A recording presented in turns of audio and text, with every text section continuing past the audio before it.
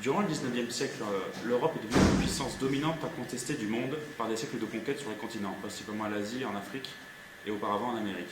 Jusqu'à ce que la France et la Grande-Bretagne arrivent au sommet des puissances par la taille de leurs empires coloniaux à la veille du XXe siècle. Mais cette domination anglo-française est contestée par des mouvements de rébellion, des fois armés. Et la concurrence entre la France et l'Angleterre persiste. La France tente à la fois de prouver sa force politique et son génie technique en montrant qu'elle a des relations privilégiées avec ses colonies dans le monde entier. André Citroën, alors fondateur et directeur de la célèbre ferme automobile française apparue en 1919, propose de monter une expédition automobile qui relierait les colonies françaises d'Asie, c'est-à-dire le protectorat du Liban jusqu'à l'Indochine, en passant par Pékin. Et de tracer comme ceci l'ancienne et célèbre route de la soie. Citroën bénéficie déjà d'une expérience de ce genre, puisqu'elle a réalisé en 1925 la croisière noire, qui reprend le même objectif, mais à appliquer en Afrique, de Colomb-Béchar à Mogadiscio. Donc la société se lance dans une deuxième épopée transcontinentale. Ce long voyage est remarquable par l'usage de l'automobile, véhicule encore tout à fait novateur à cette période, surtout dans ce cadre ici présent. Et dans le cas présent sont aussi précisément l'usage d'autochenilles, qu'on décrira plus tard, qui doivent servir de moyen de locomotion principal et ainsi d'ambassadeur de la technicité française à l'étranger. L'autre innovation de cette expédition, c'est le choix d'enregistrer l'épopée par le film, par la vidéo et l'audio, l'image et le son. Ainsi, on a un ingénieur du son, donc l'expression apparaît au moment de cette croisière, avec comme nom William Robert Sivell, qui sera l'ingénieur du son pour cette mission, qui s'appellera la mission Centrasie. Ce jeune Français qui est né en Thrace occidentale, car son père travaillait dans la délégation française de l'Ancien Empire ottoman, en 1907, travaillait pour les studios Pathé à Paris, et fut désigné, alors qu'il était juste stagiaire, à s'occuper de la prise de son de l'expédition Citroën, qui tient à ce qu'on enregistre cette épopée au nom de la marque, à la fois, et au nom de la France. Donc ainsi... Mais pour autant, ce jeune Sivell va écrire son récit à travers un journal de bord qui va tenir du début à la fin de l'épopée, ce qui fait qu'on va avoir 3 traces de ce voyage qui seront l'audio, la vidéo et l'écrit. Donc ainsi, cet enregistrement multiforme, si on peut se permettre l'expression, a sûrement une influence sur les objectifs et les conditions de cette expédition qui est la croisière jaune. Il faut voir quelle est son influence. Et voir comment le récit a du coup... Est-ce que l'écrit est influencé par l'audio et vice-versa? Pour ça, on va d'abord voir la constitution de l'expédition, comment elle se fait, avec d'abord la constitution de l'équipage, qu'on va appeler l'équipe Pamir, par la région qu'elle va traverser, qui veut s'inscrire dans une tradition historique du voyage, clairement de manière explicite, au soutien par contre de l'innovation technologique.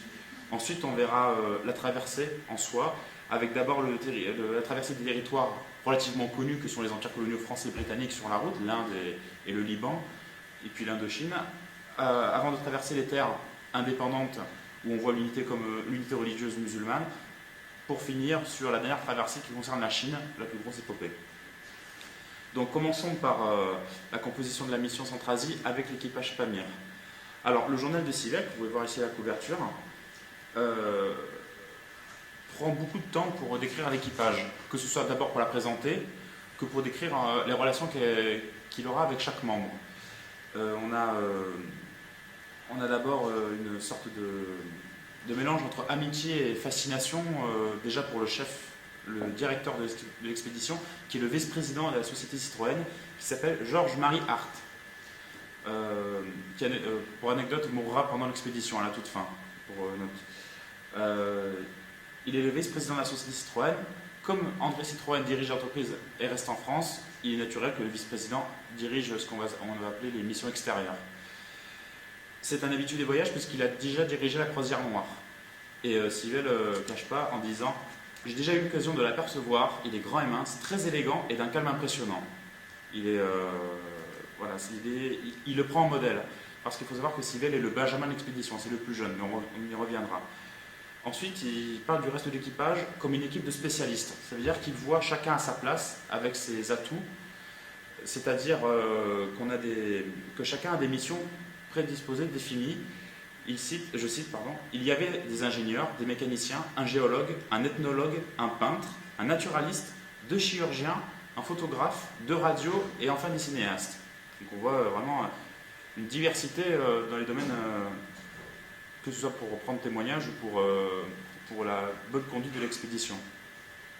Dans l'organisation même de l'expédition, en fait, on peut dire qu'en voyant ça, on n'a pas réel l'innovation. On a toujours eu des spécialistes qui ont été durant les voyages, avaient différentes sensibilités pour prendre tous les domaines du voyage.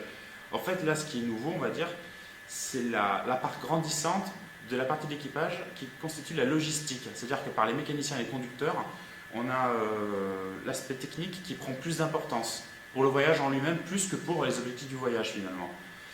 Ensuite, on a bien sûr l'équipage, on va dire l'équipage témoignage, parce qu'on va avoir Cybèle qui va remplir ce journal, en même temps prendre le son, et l'équipe vidéo, on l'a vu, les cinéastes. On a cette équipe donc, qui va enregistrer le voyage par la vidéo, qui a en fait un double objectif. En fait, l'équipage va être aussi important par sa destination que par le voyage lui-même. C'est-à-dire que quand on va filmer aussi les véhicules. C'est aussi important. Il faut montrer les véhicules. Donc je cite, Morizet, un des personnages, devra filmer les prouesses des chenilles ainsi que l'équipe Ferracci. Il prend les caméras Mitchell muettes et ses 2 AEMO Bell et Howell des marques qui sont portables, lui permettant de tourner des scènes de près de 3 minutes. Donc on aura des caméras qui vont servir à voir des scènes locales et des caméras qui serviront à voir la prouesse technologique que Citroën montre. Le son, bien sûr avec le son. Après, bon, Cybèle se décrit rapidement parce qu'en fait, il a l'enthousiasme de la jeunesse. Il n'a que 23 ans, c'est le plus jeune. Et il veut montrer que malgré son jeune âge et donc son manque d'expérience, qu'il n'a jamais voyagé avant, il a juste voyagé par la France et la trace occidentale, il dit « Pas encore 20 ans, la modestie ne m'étouffait pas à l'époque, aujourd'hui non plus ». Dans le sens qu'en fait, il essaie de relativiser le côté impressionné qu'il avait, que je vous ai décrit auparavant. Ensuite, donc cet équipage qu'on voit qui est très spécialiste et très préparé, pour autant, malgré le côté nouveau que je vous ai montré, il veut s'inscrire dans une tradition, qui est d'abord celle de la route de la soie. Donc, je cite, c'était l'itinéraire emprunté au XIIIe siècle par les frères Niccolo Maffeopolo et le jeune Marco, fils de Niccolo, voie connue sous le nom de route de la soie. Donc, on reconnaît la fameuse route qu'a pris Marco Polo des siècles auparavant et qui a découvert la Chine au Moyen-Âge. Donc, Citroën veut s'inscrire dans cette sorte de tradition, un peu comme Citroën veut se montrer comme l'acteur de la réouverture de la route de la soie, qui en fait avait été écartée par les voies maritimes qui s'étaient développées à l'époque moderne. Et en fait, on a l'héritage de Marco Polo, et la route effectivement est la même, parce qu'on relie la Méditerranée à Pékin en passant à travers l'Himalaya. On passe au large de la mer Caspienne et d'Aral, dans les plaines du centre de l'Asie. Mais il n'y a pas seulement cet héritage, il y a aussi l'héritage des croisés. Ça peut sembler bizarre, mais Cybèle voit aussi l'expédition comme un mouvement de conquête. Imagé, c'est une métaphore. Il se compare aux croisades par cette citation. Je remonte dans le temps et imagine ces splendides croisés, Godefroy de Bouillon, Tancred et Bohémond venus libérer les lieux saints. 10 siècles se sont écoulés depuis lors et je reste persuadé que longtemps encore, ces héros trouveront des chantres pour narrer leurs exploits. Il y a aussi tous les 4 nous sommes immortalisés parce qu'à un moment ils vont faire une peinture dans les montagnes pour laisser une trace d'eux. Habillés comme au temps d'Alexandre le Grand, Akin, un personnage, écrit en dessous en sanskrit et en persan la légende de ces 4 visiteurs. Sait-on jamais, un jour peut-être des curieux se demanderont ce que cela cache. Donc en fait il y a cette envie d'héritage à travers Alexandre le Grand, les croisades chrétiennes et la route de la soie, qui, on peut le noter, sont marqués par la culture européenne quand même. On a l'idée un peu de l'Europe à la conquête de l'Asie, comme quelques années auparavant la conquête de l'Afrique, la conquête coloniale. Donc on reste quand même dans un côté très colonial. Mais il n'empêche qu'on a de la culture locale qui est imprégnée par les membres de l'équipage à travers cette citation. Vers 13h, nous arrivons à Bagdad, capitale d'Haroun al-Rachid, calife des Mille et une Nuits, qui entretenait des relations diplomatiques avec Charlemagne, empereur d'Occident. Donc là, on va avoir une vision un poil plus égalitaire, de relations Asie-Europe, tant que grande puissance. Et Civelle, il a cette sensibilité parce qu'il a, depuis tout jeune, il a eu accès à la culture turque, donc il a cette position entre les deux continents. Et il veut marquer, lui, en plus des objectifs de Citroën, il veut montrer qu'en fait il y a toujours une relation forte entre l'Europe et l'Asie, et que du coup, Citroën ne fait que continuer ces forts échanges. Alors, si on a cet héritage, il ne faut pas oublier non plus l'innovation quand même, c'est ce qui est très important chez Citroën. Enfin, dans le cadre de la croisière jaune, la nouveauté, c'est l'apport technologique. Donc on va voir plus en détail. En fait, l'acteur principal de la croisière jaune, c'est la voiture. Voilà, l'auto-chenille. Donc, pour petit détail technique, en fait, Citroën a compté sur les chenilles qu'on appelle les systèmes Kegress. Kegress était un ingénieur français qui, en 1907, sous la commande du tsar de Russie, avait créé les chenilles en fait, pour avoir un véhicule capable de rouler par tout temps de neige et de glace sur les lacs gelés. Ces chenilles sont récupérées par Citroën après quelques tests en France, très succincts. Et il compte sur 2 modèles de voitures, les C4 et les C6. Les C6 étant des véhicules ayant fait la croisière noire, mais qui sont inadaptés à l'Asie. Et les C4 qui sont adaptés à l'Asie car raccourcis et donc peuvent traverser les paysages montagneux de l'Himalaya et du Pamir. Donc on a cette idée que la voiture va montrer la force de Citroën dans la traversée de l'Asie. Seulement, étant des prototypes, les véhicules vont être imparfaits et déjà on va devoir adapter le voyage au véhicule car on va diviser le groupe en deux. On va créer le groupe Pamir et le groupe Chine. Le groupe Chine en fait part de Pékin et le groupe Pamir part de Beyrouth. Et les deux devront se retrouver au massif du Pamir qui est à peu près à mi-route pour chacun. Parce que d'un côté on a les véhicules qui datent de la croisière noire qui sont usés et qui sont inadaptés à la montagne. De l'autre côté on a les nouveaux véhicules sortis des usines qui pourront faire le voyage. Ensuite, autre aspect, on a vu la logistique. On pensait avoir la modernité avec les véhicules. En fait, si on a une montée de la capacité d'emport du matériel, la plupart du matériel en fait, va servir à la logistique pour l'entretien des véhicules. Donc en fait, on n'est ni gagnant ni perdant dans l'emport de matériel parce qu'il va falloir entretenir ces véhicules. On va avoir un des premiers soucis de l'histoire quand même avec les voitures, c'est le souci de l'essence, avoir de l'essence sur la route. Donc je cite, pour traverser la Chine et particulièrement le désert de Gobi, il fallait prévoir les ravitaillements en vivres, huile, pièces de rechange et surtout en essence. Donc on a ce souci-là qui se verra dans les zones montagneuses à travers le livre à la moitié du passage qui sont vraiment des problèmes qui vont incomber vraiment sur les décisions de voyage. Par où on va passer par là où on trouve de l'essence. Donc finalement le fait que cette auto-chenille équivaut en quantité 120 chameaux, finalement ça ne veut plus guérir grand chose parce que Citroën faisait l'éloge de faire l'équivalent de 120 chameaux. En fait ce sera que 50 chameaux en fait finalement en portée pratique. Ensuite l'autre technologie qui fait sa nouveauté, c'est bien sûr l'enregistrement. Donc on va avoir les caméras qui vont devenir portables, qui vont permettre, on a vu tout à l'heure, les enregistrements de 3 minutes pour les petites et des 2 heures entières pour les grosses caméras. Et surtout l'enregistrement audio. À l'époque, on enregistre avec le phonographe. Donc c'est le tout premier appareil capable d'enregistrer du son. Et Civelle va avoir comme mission d'enregistrer ce qui va dire les sons culturels. En fait, c'est-à-dire ce qui diffère de l'Europe au niveau des sons. Donc ils vont enregistrer les danses, les chants, les discours et les sons de la ville. Il va vouloir voir s'il y a une différence entre les villes. Est-ce qu'on entend les mêmes bruits à Paris qu'à Beyrouth ou qu'à Téhéran? Bien sûr, il va y avoir des différences que lui-même va avoir plaisir à noter. Comme ici on dit, Maurice et lui sont très heureux car justement un petit groupe de chanteurs vient d'arriver pour que nous puissions les filmer et l'enregistrer en même temps. Donc on a ce nouvel apport. Alors, comme pour les véhicules, le phonographe aura des soucis techniques et Civelle se retrouvera souvent en poste à souder pour réparer toutes les connexions. Voilà. Donc, cet apport technologique est à la fois apport d'avantages et apport de soucis. Citroën veut montrer son génie technique et va en fait être le grand laboratoire de l'exploration avec la machine automatisée. Voilà. Donc, si on a vu la constitution de cet équipage, il faut voir le voyage maintenant qu'il réalise avec les différentes régions qu'il traverse à travers tout le pays asiatique, ce qui fait la croisière jaune. Non, dans une seconde partie, nous allons voir comment les équipages de la croisière passent d'une vision d'un univers colonial à l'étranger purement dit. En première partie, les empires que traverse la croisière, la France et le Royaume-Uni. La date de départ de la croisière jaune, le 14 avril 1931, précède de seulement 3 semaines l'ouverture de l'exposition coloniale de Paris.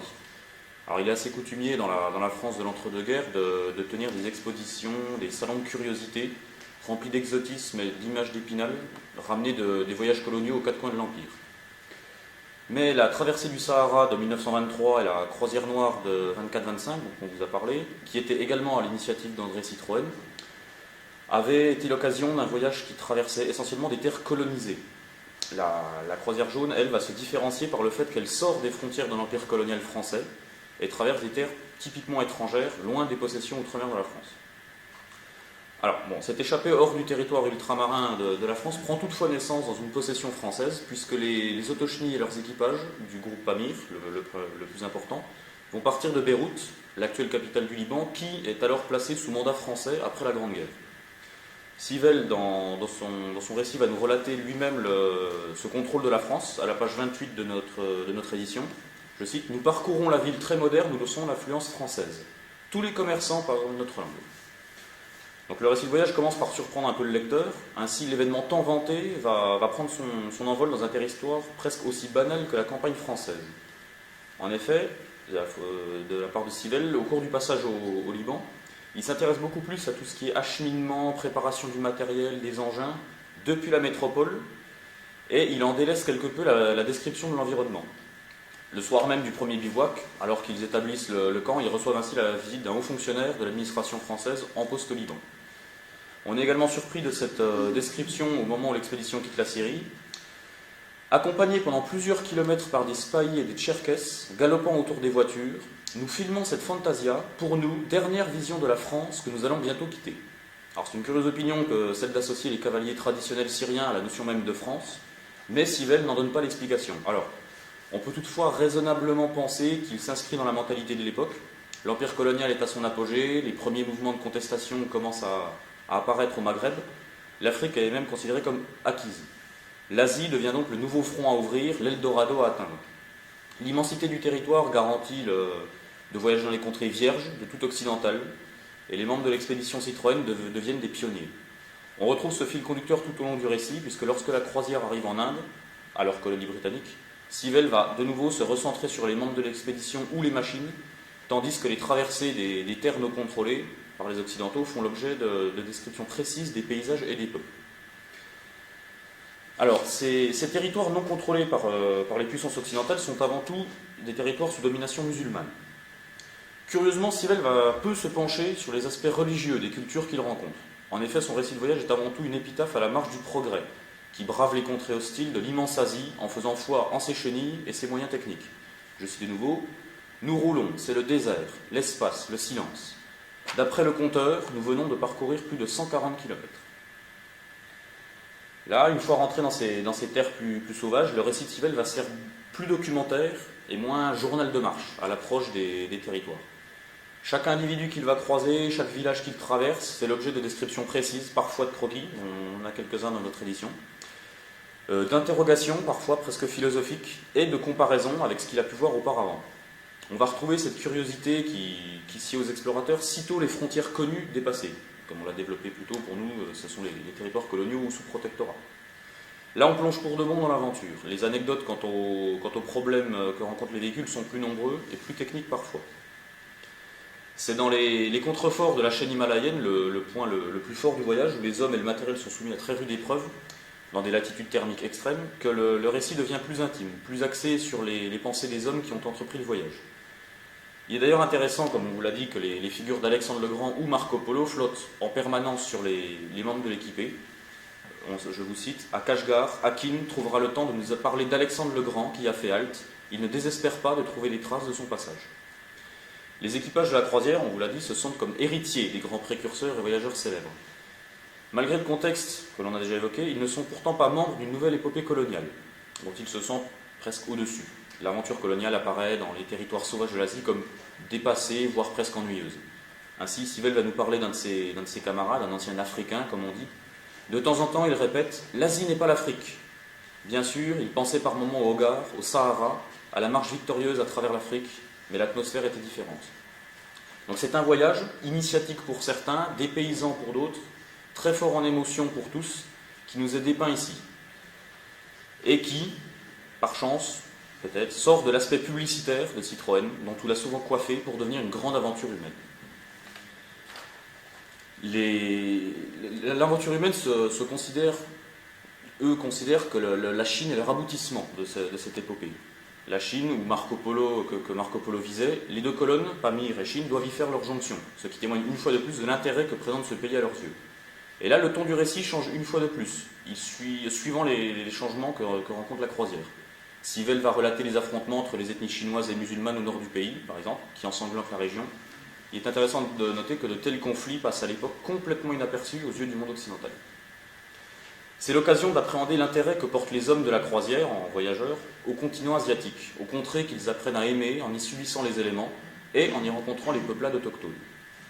De spectateur, Sivelle va devenir témoin, et il raconte dans l'espoir dérisoire, on peut se demander, d'émouvoir ses lecteurs face à la détresse des populations, mais aussi celle de ses camarades. Ainsi, les équipages vont être à plusieurs reprises obligés de faire le coup de feu face à des bandits qui hantent les routes. Je cite, « Il vide son chargeur sur des bonshommes armés de fusils ».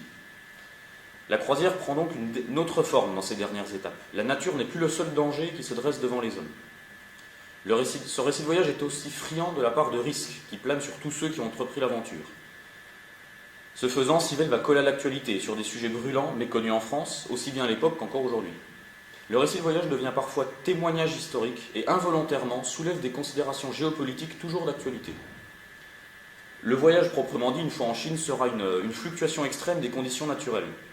Le froid du désert de Gobi, des plateaux de Mongolie, les membres de l'expédition doivent parfois abandonner du matériel, des engins, malgré les prouesses des mécaniciens, mais la lente descente vers les territoires civilisés se fait sentir petit à petit. Sivelle nous cite, page 215, « Il fait un peu moins froid, la piste devient meilleure, elle se civilise. » Et là, le récit reprend de nouveau le rythme qu'il connaissait au moment du départ, la proximité des territoires appartenant occidentaux, Hong Kong étant alors sous colonie britannique, le mode de vie développé du littoral est chinois par rapport aux territoires complètement enclavés du nord du pays, la plus forte proportion d'Anglais, de Français, de ressortissants occidentaux en tant que spectateurs qui assistent aux dernières étapes de la croisière. Sivelle, de nouveau, va se concentrer sur les machines, les compatriotes expatriés, au détriment des peuplades locales et des visions grandioses de l'environnement, sans cesse changeant. On pourrait ainsi dire que la forme du récit est la même que celle des montagnes que la croisière a franchies. La montée progressive permet d'accéder à des sommets, puis de redescendre plus doucement. Pour conclure, à la lecture du récit de voyage de Sivelle, on peut constater un aspect bipolaire dans la logique qu'il tire de son épopée. En effet, on a pu le démontrer au cours du développement, la trame du récit se partage sans cesse entre les hommes, dans leur environnement, et les machines, dans ce même environnement.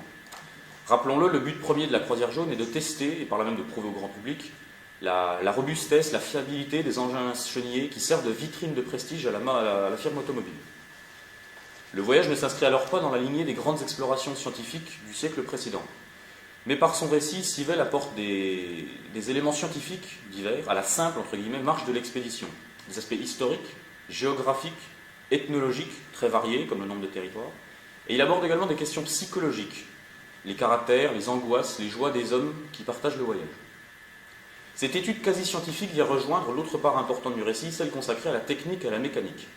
Les véritables héros de la croisière, on vous l'a dit, ce sont les autochenilles.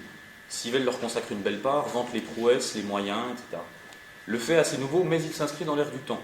En effet, la période d'industrialisation atteint son apogée dans l'entre-deux-guerres, dans une France encore épargnée à cette époque par la crise de 29.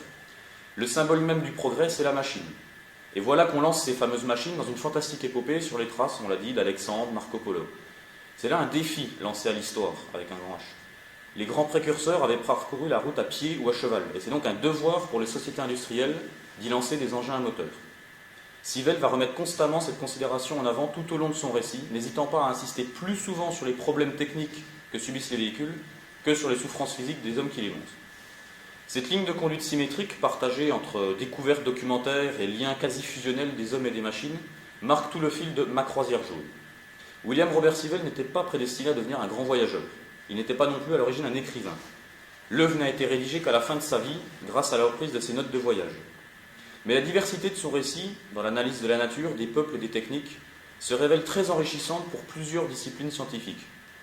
Et on peut dire qu'à l'époque même où Lucien Febvre et Marc Bloch prônaient une étude pluridisciplinaire de l'histoire, Civelle en accomplissait une du même type à des milliers de kilomètres de là.